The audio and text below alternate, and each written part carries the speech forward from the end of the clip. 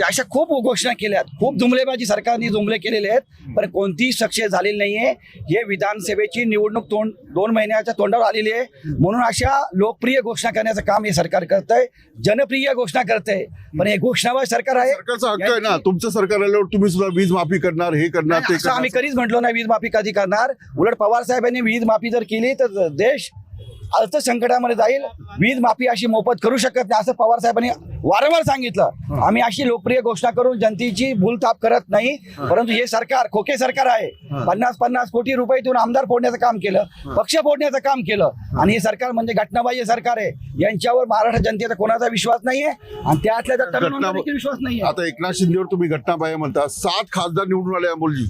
हे बघा, आता ते 7 खासदार कसे निवडून आले, त्यांनी एका मतदारसंघामध्ये किती कोटी रुपये खर्च केले? 180 कोटी रुपये खर्च केले. अशा पद्धतीने ह्या निवडणुका झालेल्या आहेत. 7 पण आले ते अवसान घातकी त्या ठिकाणी निवडून आलेले आहेत.